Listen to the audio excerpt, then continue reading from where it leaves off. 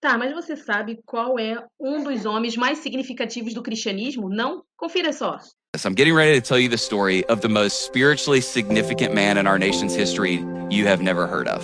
So, this guy, his name was Mordecai Ham.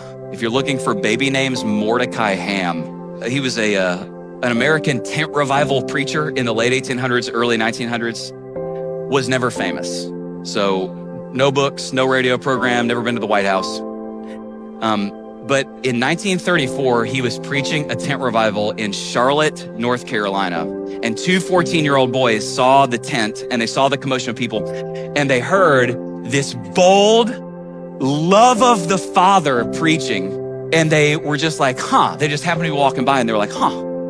And so these two 14-year-old boys, they walk towards this tent revival. But as they walk up, they see there are no seats available. But as they walk away, an usher whose name no one knows to this day.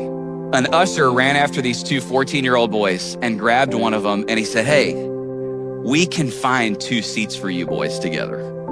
And he walked them back, asked a couple people to scoot over and found those two 14-year-old boys seats. That day, they ended up giving their lives to Christ and consecrating themselves to the purposes of God in their generation. One of those boys was a man we now know as Billy Graham.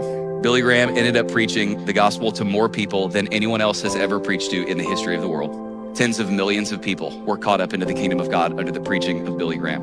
The other boy's name was Grady Wilson, and he was the man that ended up helping Billy Graham organize all of his evangelistic crusades. He changed the world. Not Billy Graham, not Grady Wilson, not Mordecai Ham. The usher. That one man that saw two 14-year-old boys walking away from the faith and said, not on my watch. You get back here, boys. Your job is not to change the world. Your job is to change somebody's world. And if you're in my generation and up, we got a job to do. Our job is to run into the breach. There has been a breach. Our job is to run into the breach and say, not on our watch, not while we're here. Where are the bullets the thickest? I'm in.